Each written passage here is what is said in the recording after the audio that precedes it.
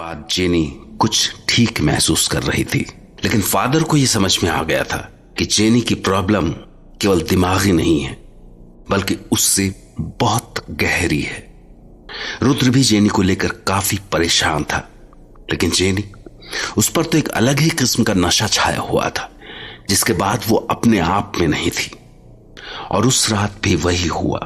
रात को सोने के बाद जेनी अचानक उठी और नींद में चलने लगी, और बदकिस्मती से उस रात भी घर के दरवाजे पर ताला नहीं लगा हुआ था।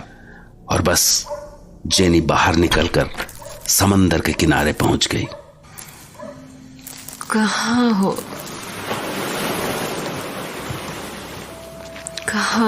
तुम? कहाँ हो तुम? Jennifer, my darling, I have been waiting for you. Danny, my love, मैंने तुम्हें बहुत मिस किया। जेनिफर, तुम इतनी रात को बाहर आ गई और तुम्हें डर भी नहीं लगा? डर कैसा? मुझे तो मजा आता है। I like it. I love it.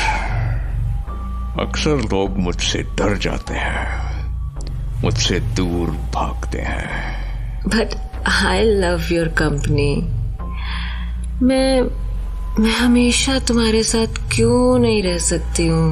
Oh, my dear Jenny, मुझे तुम्हारी यही बात तो पसंद आती है। You are fearless. You are my favorite. And you are my favorite. You are a beast. A beast I love.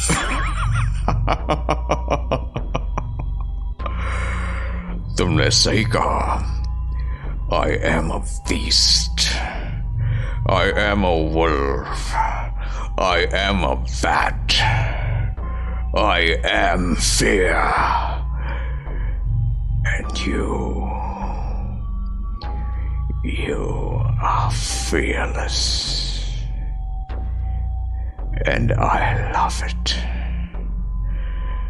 I love you the most.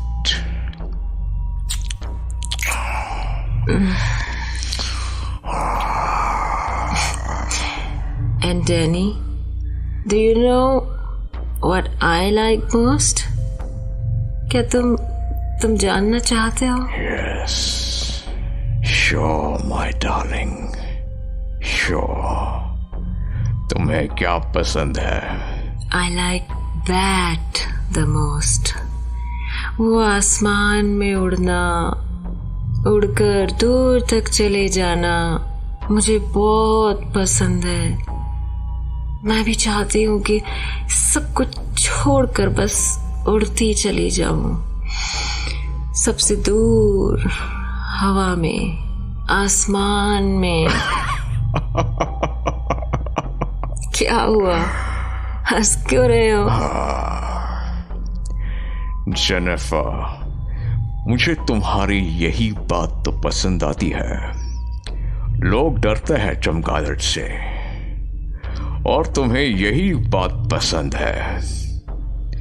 तुम औरों से बहुत अलग हो। वैसे तुम्हें पता है, काली रात में काले रंग का चमगादड़, ये नजारा देखने वालों की सांसें रुक जाती है। लेकिन मुझे तो मजा आता है। Because you are fearless. अब मुझे ले चलो आसमान में, ऊंचाइयों पर। मैं फिर से महसूस करना चाहती हूँ वो एहसास जब पहली बार तुम मुझसे यहाँ मिलने आए थे। उस वक्त भी तुम बिल्कुल नहीं डरी थी। The day when I sucked your blood. Yes. Come here and please taste me.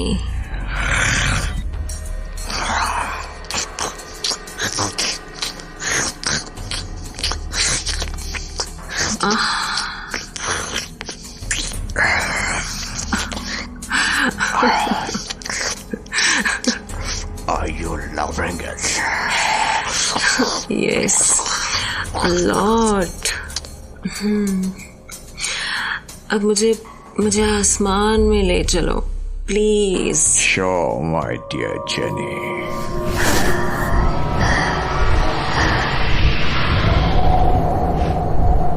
कैसा लग रहा है नजारा?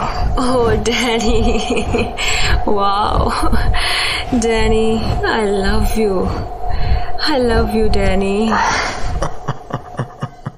जेनी अपने होश पूरी तरह खो चुकी थी। उसे नहीं पता चल रहा था कि उसके साथ क्या हो रहा है। डैनी उसके दिमाग पर पूरी तरह से छा चुका था। जेनी को पता ही नहीं चला कि वो कब उठकर समंदर के किनारे आई और पूरी रात वहीं गुजार दी। और सुबह जब रुद्र जेनी के घर पहुंचा तो उसे वहां न पाकर परेशान हो गया, मगर उसे अंदाजा हो गया कि जेनी इस वक्त कहां हो सकती है। इसलिए वो बिना वक्त गंवाए सीधा समंदर के किनारे पहुंचा। जेनी, जेनी, आखिर कहां हो तुम? ओह माय गॉड, जेनी की मदर को अगर इस बारे में पता लगा तो पता नहीं क्या होगा। वैसे वो हार्ट की पेशेंट है। नहीं, जेनी जरूर समंदर के पास ही होगी। वो पहले भी यहाँ जा चुकी है। मैंने उसे कहा था कि दरवाजा बंद करके रखना। उसे इधर ही होना चाहिए। वो कहीं दिखाई क्यों नहीं दे रही? उस तरफ देखता हूं, वहां कोई है। वो जेनी होगी। Jenny, jenny, Jennifer. हाँ रुद्र, तुम? हम यहाँ समंदर के पास? मगर मैं यहाँ कब आई? जेनी, मैं तुम्हारे घर गया था, तुम वहां नहीं थी। मुझे लगा तुम पहले भी एक बार रात को यहाँ आ चुकी हो, शायद इस बार भी। लेकिन तुम यहाँ क्यों लेटी हुई हो? रुद्र, मुझे सच में नहीं पता मैं यहाँ कब आई। मुझे तो इतना पता है कि रात को मैं कल जल्दी सो गई थी। फिर उसके बाद मैं ओह माय गॉड, क्या हो रहा है? जेनी, हिम्मत रखो। रुद्र, मुझे बहुत डर लग रहा है। मैं रात को अपने घर से इतनी दूर कैसे आ गई? ओह माय गॉड, मम्मी को तो पता नहीं लग गया इस बारे में? नहीं, मैंने उन्हें नहीं बताया है। जेनी, अब घर चलो। लाओ हाथ दो मुझे। ओह माय गॉड, तुम्हें तो फिर से फीवर है। रात को कितनी ठंड थी यहाँ, उसी का असर दिखता है ये। रुद्र, मुझे नहीं समझ आ रहा कि मेरे साथ ये आजकल क्या हो रहा है। और रुद्र। हाँ जेनी, बोलो ना, क्या हुआ? रुद्र, मुझे बड़े अजीब से थॉट्स आ रहे हैं। ऐसा लग रहा है जैसे चारों तरफ अंधेरा हो, हम सब पपेट्स के जैसे अपना रोल प्ले कर रहे हो और मैं दूर बैठकर ये सब देख रही हूँ। रुद्र, क्या है ये सब? जेनी, ये सब बुखार की वजह से है। तुम अभी घर चलकर आराम करो। मैं फादर डिसिल्वा से इस बारे में बात करता हूँ। चलें फिर? जेनी, क्या हुआ? रुद्र, मुझे डर लग रहा है। मुझे ऐसा लग रहा है कि मैं तुमसे बहुत दूर जा रही हूँ। तुम कहीं नहीं जा रही हो, मैं तुम्हारे साथ ही हूँ। रुद्र, मेरे पास आओ। हाँ जेनी। रुद्र, मुझे छोड़कर कभी मत जाना। जेनी, मैं प्रॉमिस करता हूँ, मैं हमेशा तुम्हारे साथ रहूंगा, हमेशा। Now let's go. जेनी ने जिस बदहवासी से रुद्र से बात की थी, उससे रुद्र बहुत डर गया। वो समझ नहीं पा रहा था कि जेनी को आखिर हो क्या गया है।